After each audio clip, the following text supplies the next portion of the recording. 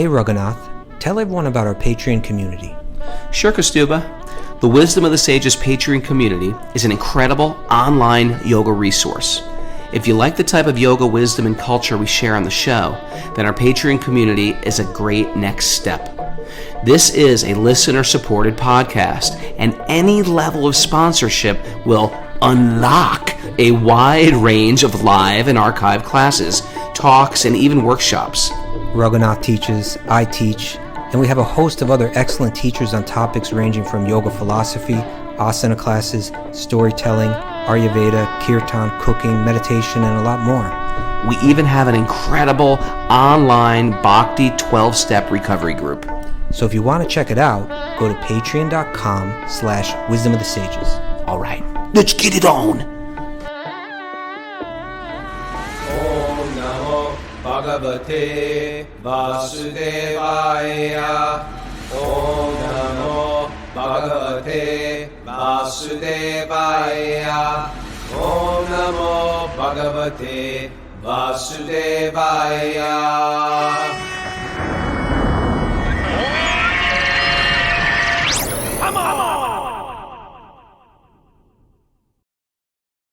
Live from Super Soul Farm, this is Wisdom of the Sages, a daily yoga podcast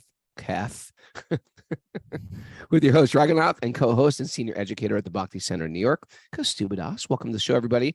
Welcome to Sleeping Saturday, Q&A day, we call it. Sometimes you just need to sleep in an hour or two. Okay. Q&A day is the day that everybody writes in their questions and we answer them live on the show. We try our best using our experience from studying the Srimad Bhagavatam. It's not perfect, but we try. And we got a lot of great questions today. But before we go there, Mr. Kastuba, yeah, I just want to share that we got so many questions. We're going to make it tomorrow a Q&A day also. Double it up. That okay with you? Double trouble? Yeah, double dating, double dancing, double da-na-da-na-na. And the single Mara, is he in some kind of weird mood today? Because we gotta slow him down. Double mint gum. Ground him. Ground him. You know what I'm talking about? I don't want to know what you're Krishna, talking about. the Euros have no idea what I'm singing, but that was drilled into my head. This is a big part of Krishna consciousness. Whatever you get drilled in your head, you become like. I've got thousands, if not millions of jingles and commercials. My babysitters were not the Gurukul, was not the Bhagavad Gita. It was television. I was raised on 70s television. It's drilled into my subconscious. I need serious help, Prabhu. I know. Let it go. I need serious help. Let it go. Help me, people. I'm dented. I'm broken. It's okay to be broken. It's okay to be a little broken. That's Raghunath's message of the day. It's okay to be a little broken. We are works in progress. Whew. Any messages? Any? We have Bhakti Recovery Group meeting today at 9:30, and the Chandra Shloka memorization group is 10 o'clock today. Oh, yeah. And tomorrow is the Urban Devi program at 11 a.m. through the Bhakti Center website. How do people join the Shloka class? That seems like a very great class. How Did they write to Wisdom of Sages 108? Is that how it works, Mara? And then I forward them to Chandra.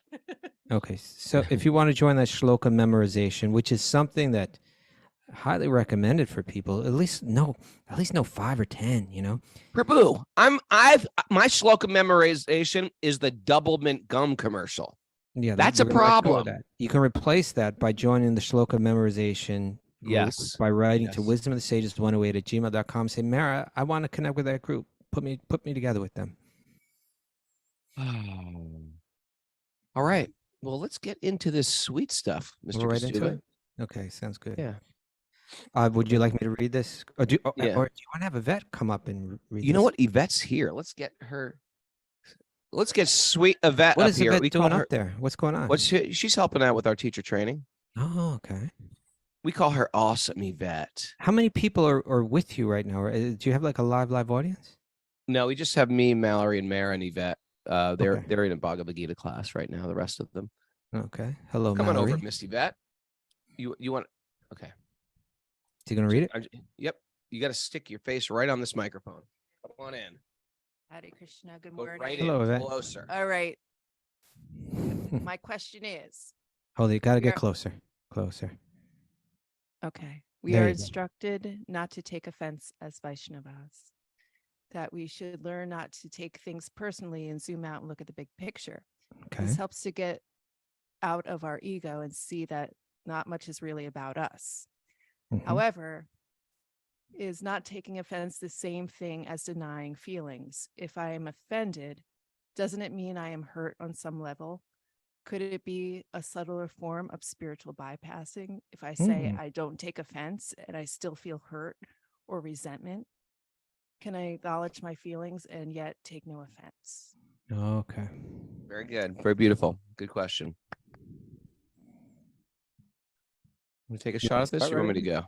I got a Hmm? lot to say on this. I don't know if I should start or you should start. Or there's a lot I Um, think it's a really good question. Very It's a relevant. great question. offense.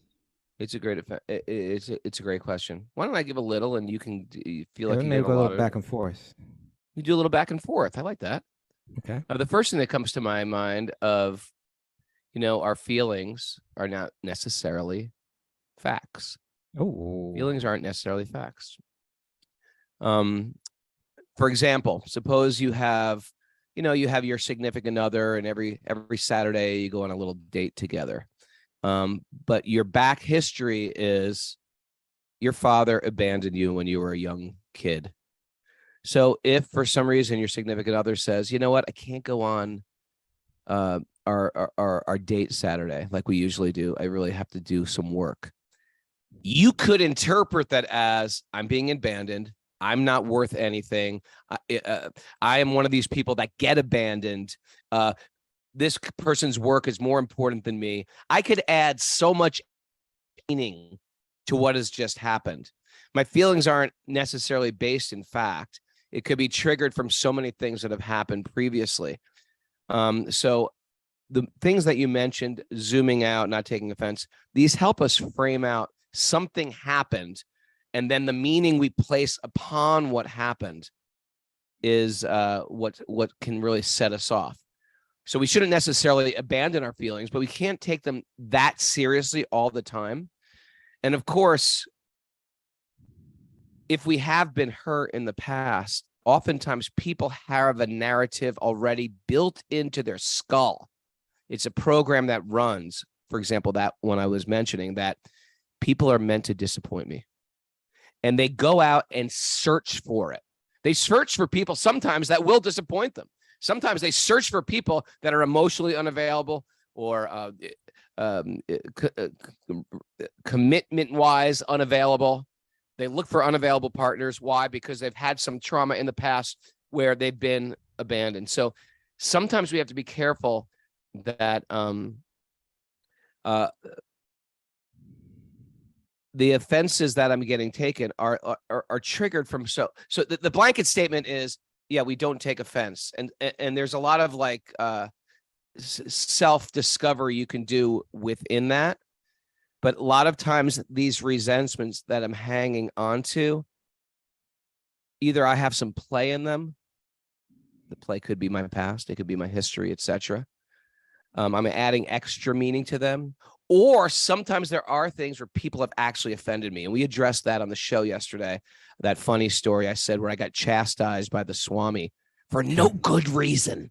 For no damn good reason. Are you sure, Raghunath? Are you sure you reacted? I went to close the window Right. when he told me to. He didn't Like tell me you 3 just times. sprung up like. And he called me a jackass in front of everyone. Now It that hurt my feelings. that may have been Saraswati working through him. Like jackass is a very noble creature in many ways. Maybe you took it the wrong way. Maybe you added meaning to it.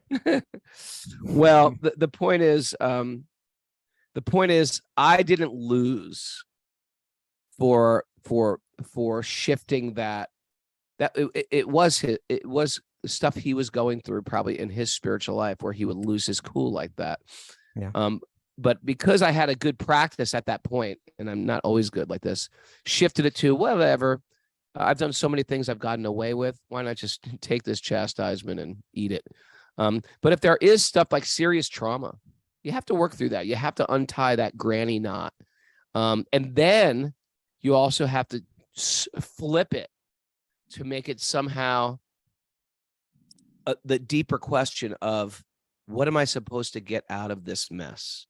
Is there a jewel in this pile of garbage that happened to me? Right?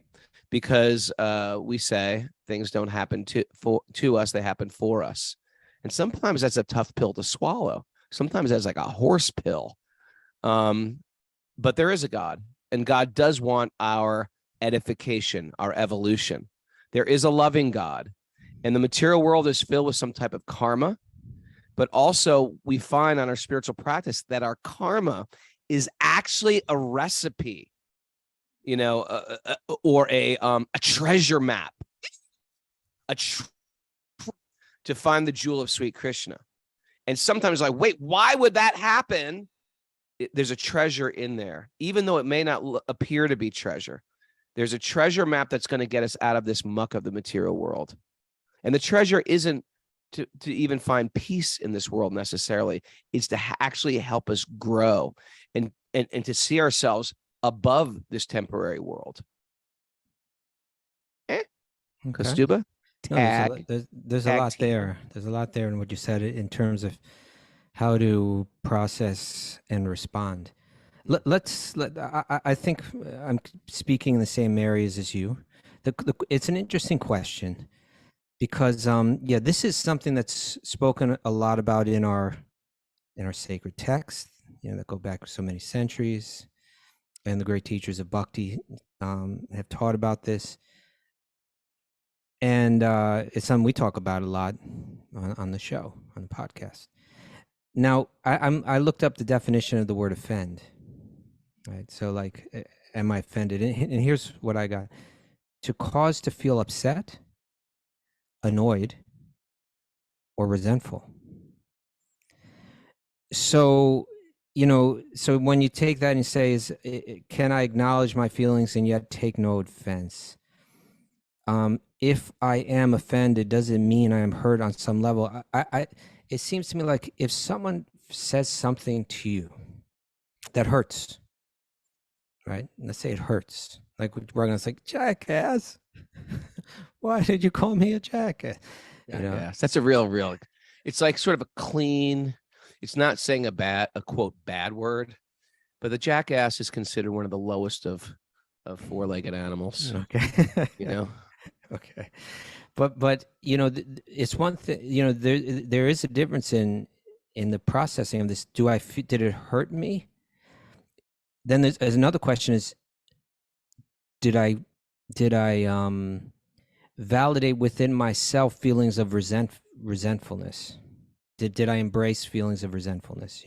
I think there's a, I don't know if it's a modern trend or whatever, but the idea is saying, hey, feel all your feelings, feel them. Don't allow that, don't deny them. And if you deny your feelings, then you are doing yourself some kind of harm. It's going to bubble back up in some other way. Repressing all that is a bad thing. I think there's some truth in that, some important truth in that. And so when I think there's a balance, there's a balance to strike.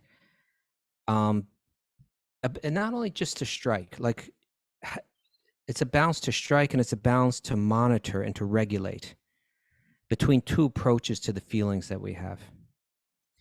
And one of them is that, and this is very yogic idea, I observe my feelings, right? In both of these approaches, you're observing the feelings, but I observe them, I accept them, I allow myself to feel them, I validate my feelings. I think one can do that within a yogic practice, particularly in a bhakti yoga practice. And maybe we'll get to that in a bit, because a lot of bhakti yoga has to do with whatever I'm feeling, I feel it in the context of my relationship with Krishna. So if I'm feeling heartbroken, I don't have to, like a jnana yogi, I don't have to dissect that feeling and disperse of it. That's how a jnana yogi would deal with it. A bhakti yogi may feel like, I feel that heartbreak, and it makes me reach out to Krishna. I might know, like the jnana yogi, that it's a result of my embracing some false sense of identity, my embracing some false sense of what I need in this world to be happy. I may know that it's the temporary functionings of certain applications within my psyche. I may know that, but I don't necessarily need to dissect it and disperse of it. I can feel it and allow those feelings to be an impetus for deeper remembrance and shelter of Krishna. Then those emotions are working for me, not against me. And we'll find the great Vaishnava acharyas, they write songs where they're not denying their feelings. They're feeling their feelings and they're crying out to Krishna, for deeper connection. So certainly within a bhakti context, that's the idea of feeling one's feelings, not repressing them, but actually feeling them, going through them, coming out the other side, particularly when it's something like intense, like say grieving the loss of a loved one. If you just try to deny something like that from a pure organic point of view, it's likely that you are not processing it in a healthy way. So here's one valid way is to observe, accept, validate, go through your feelings, embrace them, don't resist them. And then there's another thing, and what Raghunath Prabhu was saying, I think is so important, where he's saying just because I'm feeling something doesn't mean that it's not based on illusion. I mean, really, if we're in one sense, if we are, well, let me just say this. Here's another approach where you examine your feelings, where you call in to question the validity of your feelings, and where you consciously reprogram your feelings like a yogi. That's also a valid response, and it's not bypassing. It's not spiritual bypass. The idea behind bypassing is like, I'm not courageous enough to go through the feelings. But really, is it, it could be courageous to confront the feelings, to truly examine the feelings in the light of wisdom, So it's not bypassing to challenge the programming in one's mind. It's a courageous spiritual practice, and particularly if my feelings are impelling me to do wrong, or if my feelings are impelling me to embrace ignorance or to accept illusion as reality. If that's the case, then wouldn't it be right to call my feelings into question and to examine them and to even break them down? So when I said, it's striking a balance, I want to monitor my feelings. I want to regulate, see how much I should be embracing my feelings and using them as an impetus to go to Krishna, and how much I should be dissecting them, analyzing them. There's a progression in response to, like an external response. Like I may be able to counter my feelings. Like, in other words, say someone says to me, "Hey, jackass, what are you doing?" And I feel hurt, I feel insulted, I feel offended, and I feel like responding by punching that person in the nose, engaging my body in a response. That's one level of response. There's also, I may have my body, I may be able to resist that urge within my body to not, in that sense, deny my feelings. My feeling is to punch this person, but I'm going to deny that feeling. I feel that would be to do wrong, but I might speak out and say, "No, you're the jackass." So there's body, there's words, and then ultimately there's mind. I might be able to control my body and words, but still I'm upset in my mind, or still I'm saying, "You're the jackass," in my mind. Whereas the most evolved yogi, even on the level of the mind, "Oh, he called me a jackass. I am kind of a jackass," or whatever, or just like, this poor person is so disturbed that they're coming at me with this aggressive energy. Is there maybe there's something I could do better so that they wouldn't feel this way, or maybe there's another way I can help them, or maybe this is something that I can just tolerate, Now I don't even have those feelings. I've kind of evolved beyond those negative feelings. So we don't deny our feelings. We recognize them. We may even consciously allow ourselves to feel them deeply, but ideally we're acknowledging them for what they are, right? These are movements through the mind, which is made out of material energy, which have a lot of connections based on my past mental programming. eh, I am not, the soul, am not affected by these words that were spoken to me. I'm eternal. And these words are a blip, just a little blip of vibration through the material energy that passes by in a second. I don't need to suffer because of this. Some suffering might impel me to take deeper shelter of Krishna, then okay, let's feel it. But if in any way it's impelling me towards adharma, or impelling me to embrace the illusion more than the reality, then the courage, not the bypassing, but the courageous thing to do is to call it into question. And you know what I wanted to get into a little bit here, Raghunath? Tell me. I looked up something a little bit, and this had to do with not only mental suffering, but physical suffering, right? I found an article that has to do with how pain exists in the mind. And when I say that, what I mean is that it's not saying that pain doesn't exist in the body, but really it exists in the mind, and we feel it through the body. It's happening in the brain. The programming is going on in the brain for whatever pain that we feel. And therefore, doctors and scientists and researchers have found that context, beliefs, expectations, and emotion affect not only mental experience, but even physical experience and response. And a clear demonstration of that is the placebo or nocebo effect. You know what a nocebo is? What's a nocebo? A placebo is when you're giving someone like medicine to counteract something that actually it has no effect. But Right. because you think it has an effect, it actually has a physical effect. So what's Right, a nocebo? Nocebo is kind of the opposite, where you're giving someone something that you say is going to harm them, and they believe it's going to harm them, and it does harm them. Oh, wow. Here's another thing. Well, let me just say this. Many studies show that positive expectations or beliefs change brain chemistry, causing the body to produce pain-blocking chemicals like opioids and dopamine.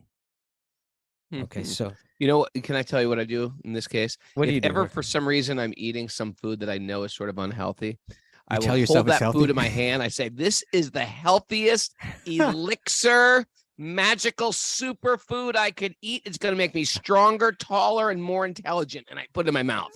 I'm not sure if 9 out of 10 pediatricians agree with that approach, but okay. Anyway, try it. You've got nothing to lose. I always say, like, oh, this glove jamming is a superfood. Okay. Well, the glove jamming is a superfood.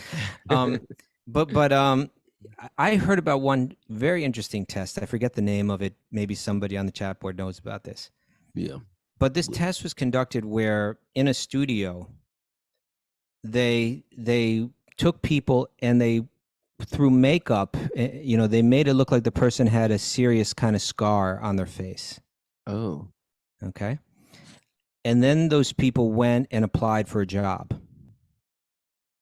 Okay. So they put the fake scar on, and then they went to apply for a job. But what they did, and without telling those people, is they put the fake scar on, they looked at it in the mirror, they saw what it looked like. Yeah. But then as they're about to go out and apply for the job, they removed the scar. Okay. Without telling the person. They said, oh, let me fix it up a little bit. And they removed it. Okay. So the people are thinking they have this scar on their face, but they actually don't. Okay. So they're acting a little like self-conscious. Well, they think they're just acting. Oh, it's called the Dartmouth scar experiment. Thank you, Sonny the cat. And so what they found was these people would come back and they'd say, how did it go? And people would largely respond by saying, I was treated very unfairly because of this scar on my face. People took one look at the scar. Interesting.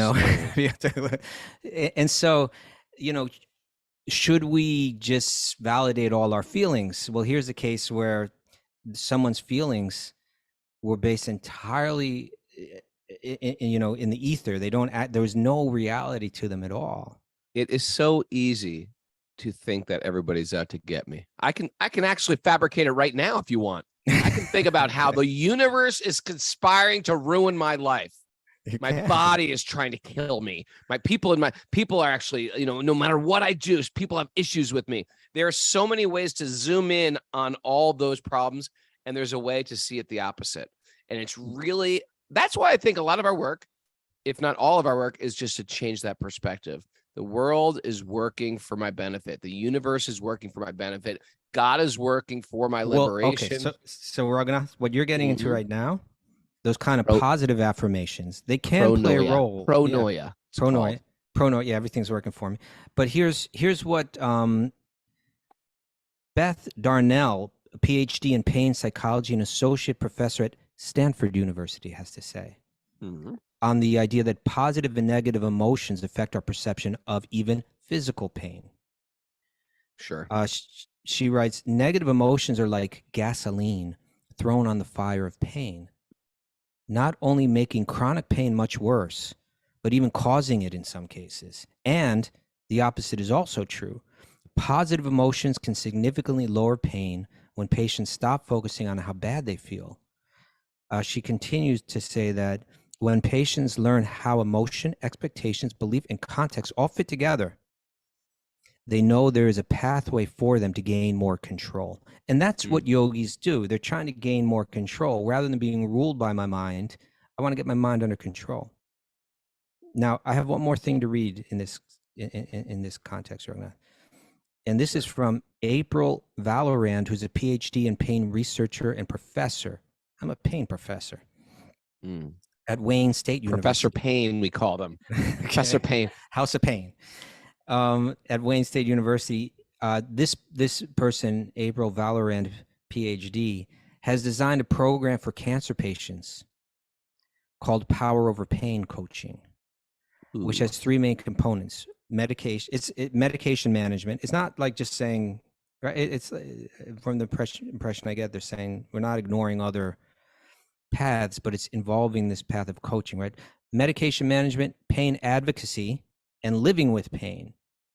And so there's this coach involved that's helping you put this in context. And what April Valorand said was,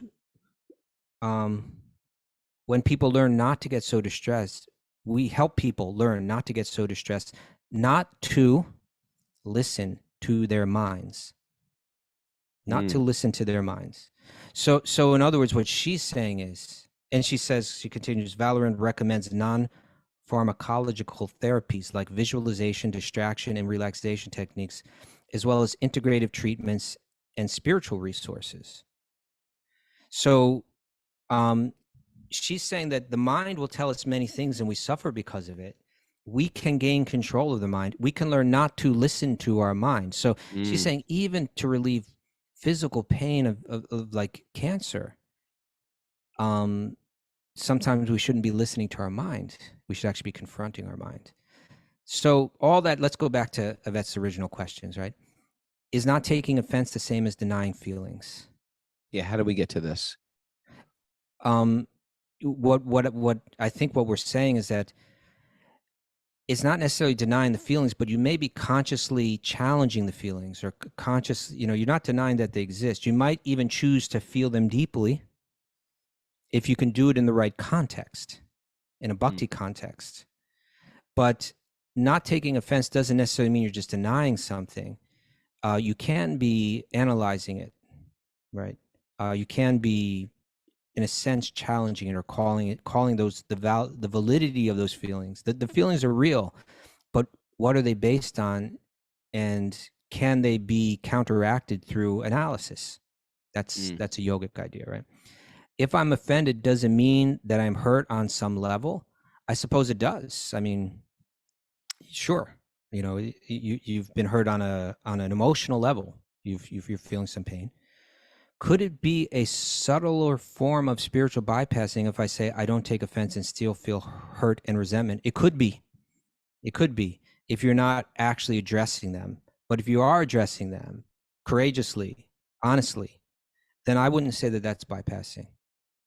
I And say if it's really painful, bypass it. Go right past it. no. But by doing that, you might not have actually dealt with it, right? So If you're past it, you've dealt with it. no, not necessarily. Well, Not if you're necessarily. holding on to the resentment, then you actually haven't passed it. Okay, fair enough.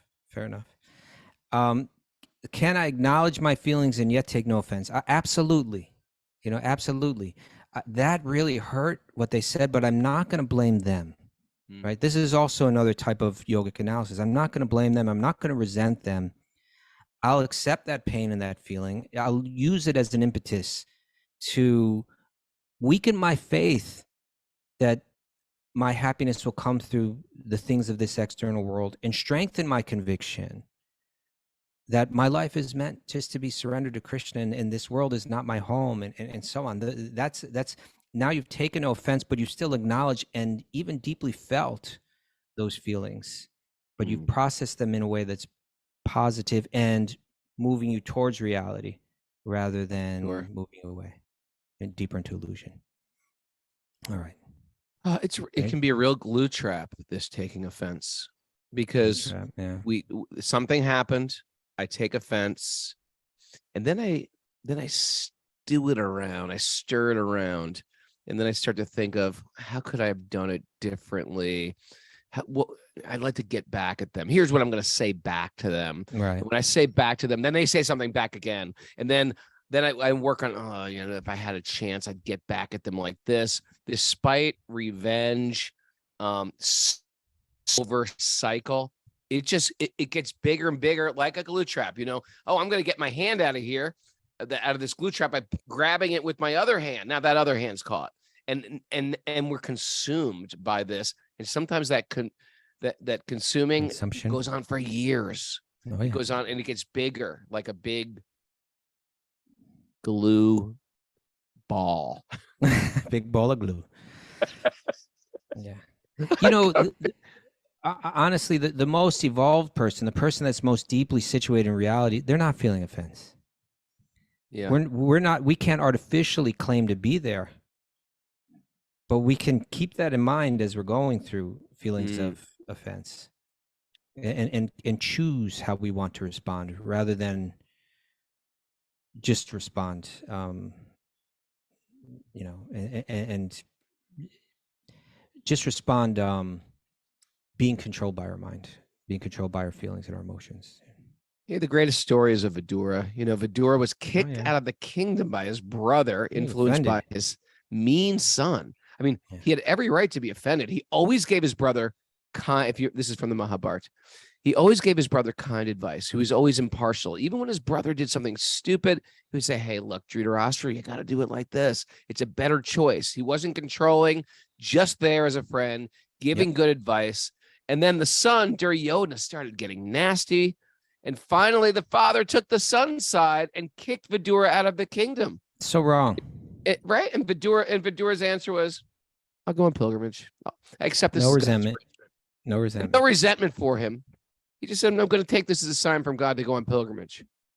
Actually, some of you are thinking like that too right now. I can't deal with life. I'm going to go on pilgrimage. Yes. Pilgrimage starts this October. Okay. That's a pitch for my pilgrimage. Anyway, that's a great question, Yvette. And I hope that was helpful, Yvette. Useful and practical. Now go back on the couch and stew around in your resentment. Okay. Hey, we got a special announcement today. One of our regular Zoomers / others. Sometimes people get on Zoom and we call them Zoomers. Sometimes people listen out there. We get these emails from people like, I listen every day. We call them the others. And sometimes they do both. We call them the Zothers. So this is from a Zother, Madhupati. She just had a baby. You're just bringing this out of nowhere. I'm bringing this out of nowhere. This is just a special announcement, special love. We've all been praying and chanting. What's her name again? Name is Dani Das. Dani Das. Dhani? Dhani. I'm not sure what that means. Maybe the giver. Dani? Probably someone that gives. Maybe, or maybe it could be sort of like you call him Donnie the Giver, or you call him Donnie like Donnie and Marie. It's got I those, doubt that would those be- names like Saraswati. I think George Harrison named his son Donnie. Oh, really? Well, we love you, Madhupati, and Madhumati, rather. Madhupati. Madhu. Okay. Madhumati, yeah. From She had her LA. baby. She had Oh, her baby. congratulations. Yeah, we love you, Madhumati. Okay. I wrote her name Madhupati, so I said Madhupati. Yeah. Madhumati. Hey. Madhumati. All right, my Okay, brother. that's great.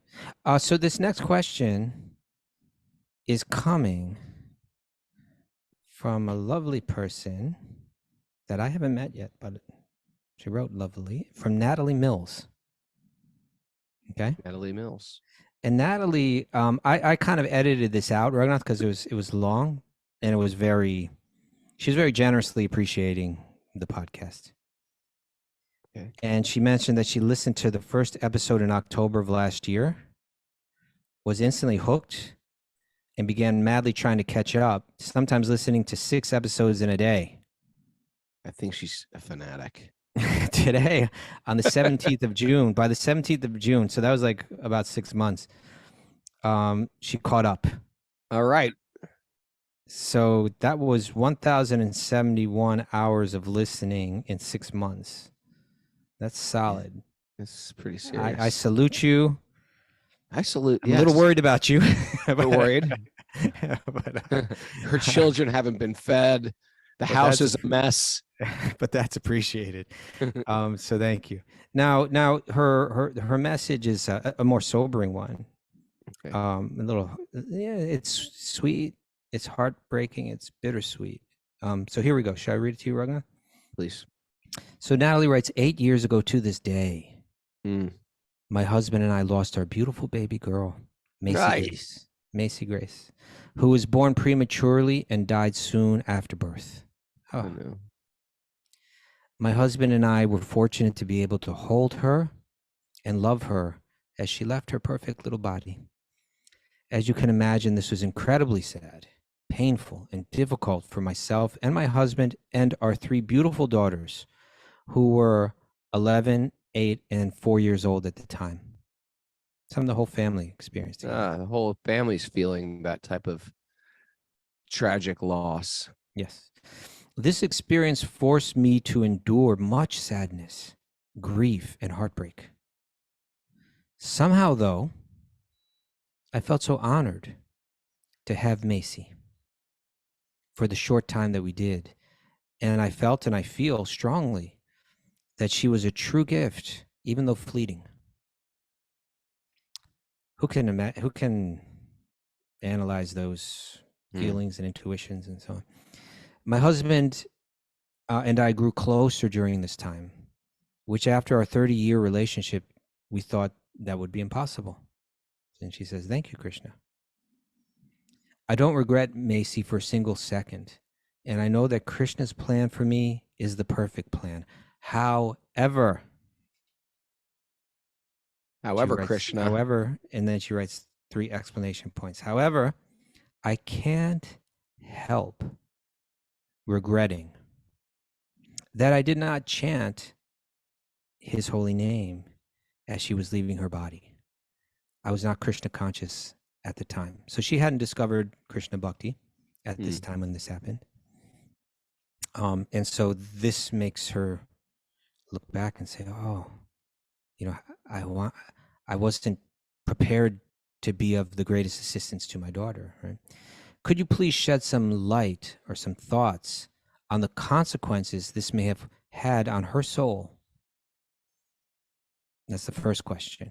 Also, could you please share your thoughts on why some souls are here so fleetingly? Once again, thank you from the bottom of my 50-year-old heart.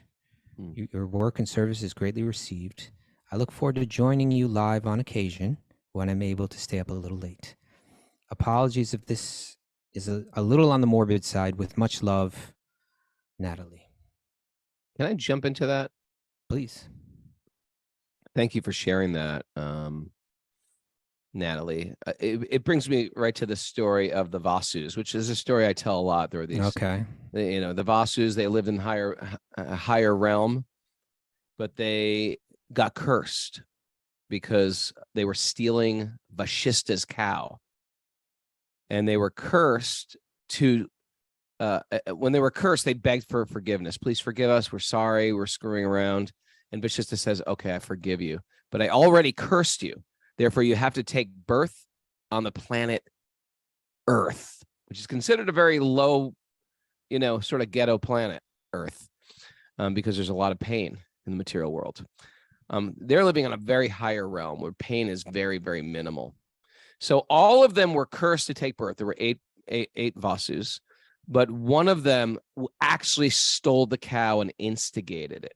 And he was cursed to take birth and stay on Earth for a very long time, where the other ones, they prayed for forgiveness.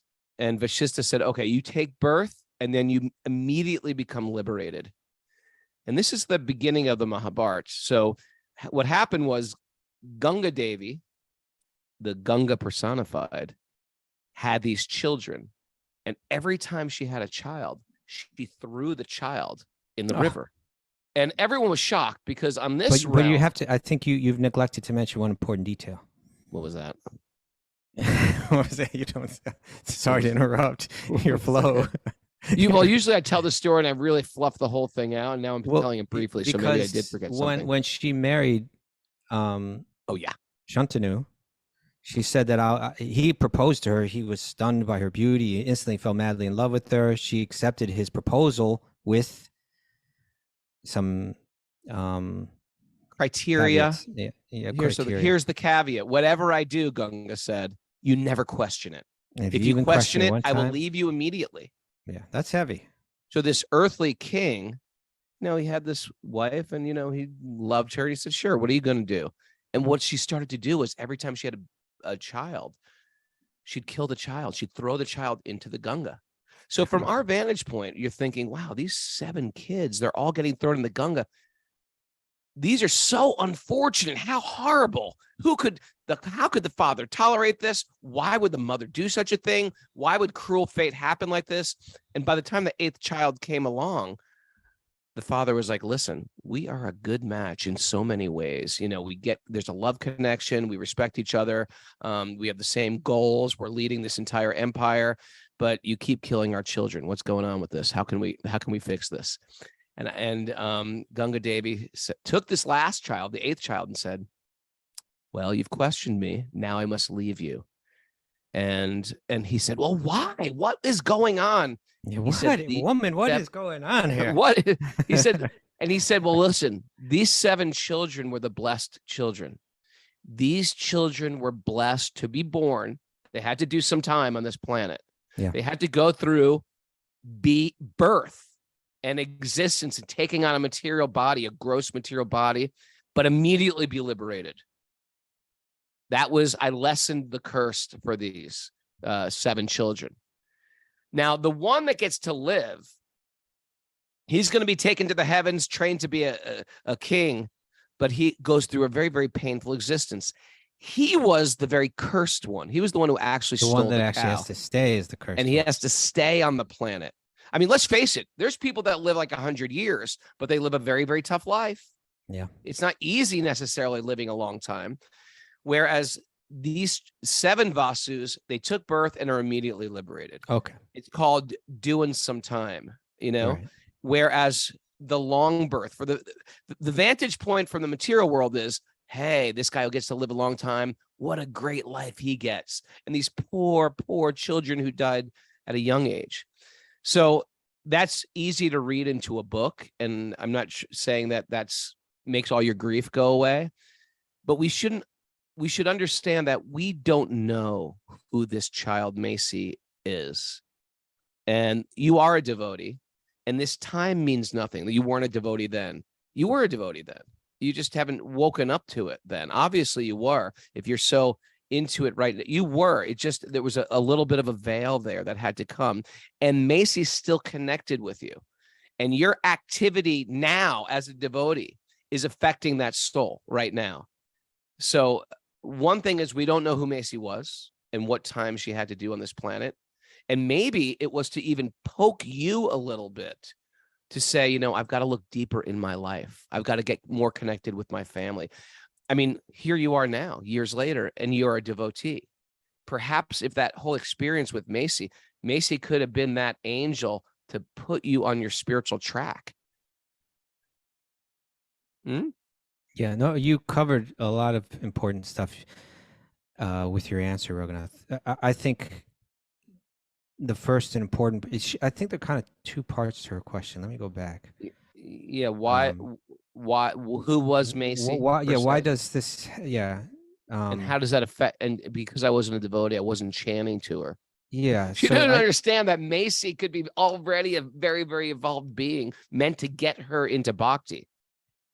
yeah, I think your story from Mahabharata nicely illustrates the idea that from one perspective, it seemed like the ones dying quickly were unfortunate, but we have no idea, right? We have no idea why that is, and maybe that they're the most fortunate, right? Sure.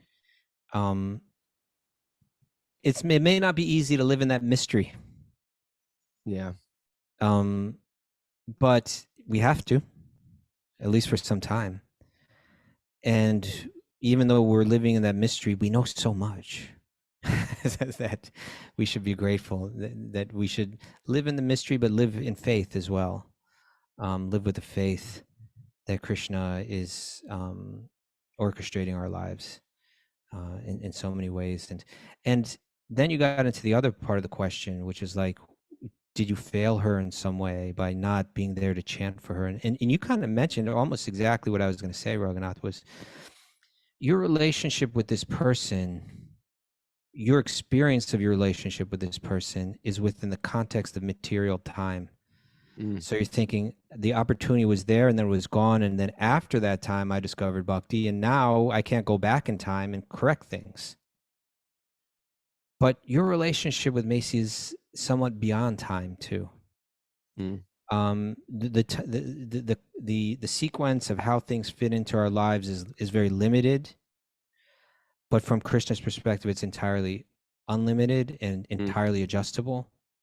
We do find that illustrated in different places in our sacred texts. I was thinking, especially one that's commonly quoted, is the story of Prahlad, right? Prahlad, who had this horrible father, who was trying to kill him in so many ways, but Prahlad took no offense. Right? He was on that highest level of, he was never angry with his father. He didn't have feelings to process, apparently, about like what was going on, and how cruel his father was to him. But he felt nothing but love for every living being. And so even when Lord Vishnu appeared in this ferocious form and killed his father, turned to Prahlad and said, ask me for a benediction. I'm so pleased with you. I'm so pleased with your consciousness, with your behavior, with your loving heart. I'm so pleased with you. Ask me any benediction. I want to give you something, right? And Prahlad's response, I don't live to get benedictions from you. I love you. I don't want to enter into some kind of business deal with you. That's not how I see our relationship. And then Lord Narasimhadev, Lord Vishnu, was like, no, like I insist, I want to reciprocate with you. I want to give you something. Prahlad's response was, then I just care about my father. Now his father was already dead, right? But I'm concerned with his welfare. How can I, if you can do anything for me, please do good for my father, even though he's already died. And the response to that from Lord Nrsimhadev was this. He says, my dear Prahlad, O most pure, O great saintly person, your father has been purified along with 21 forefathers in your family. Because you were born in this family, the entire dynasty has been purified.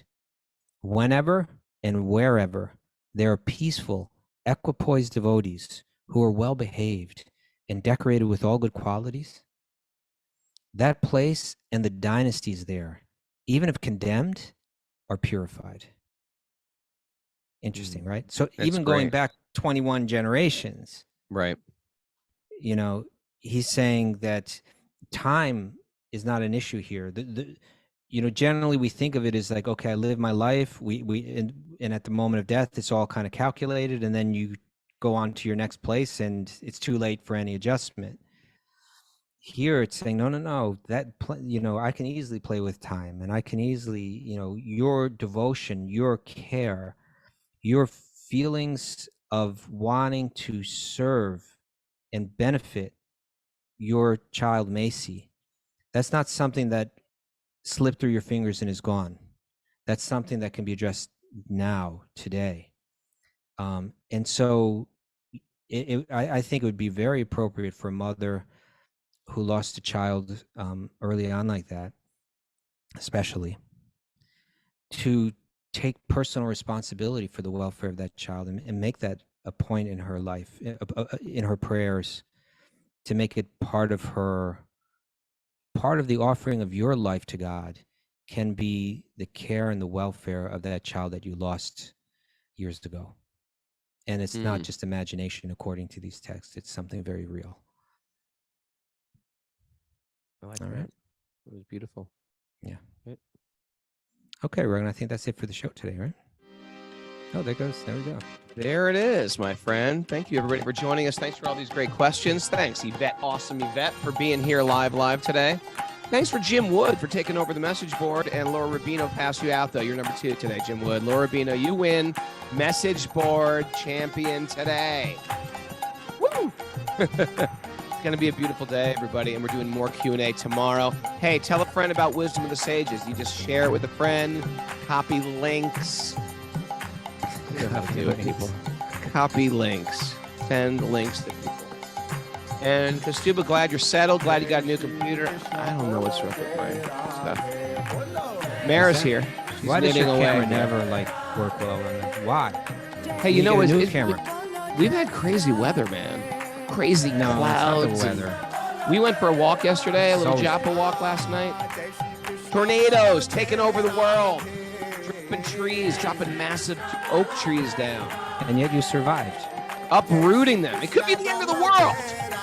And then it could just be a storm. It could just be a storm. It could be a storm also. Yeah. Both or it could be- possibilities. Or it could be. You seem to be completely- leaning in one direction, though. It's the great jackass in Shall- the sky. Shall we put these feelings that you're having? Shall we call them into question, Roganat? Maybe. They're Maybe we could just run with them. Okay, I'm gonna get going because don't get out early this way. It gets too hot too quick. But people need It you. paralyzes me. But the people need you. I love you, everybody. It's a beautiful day for a beautiful day. Let the magic continue to flow. Haribo Zoomers, Haribo people.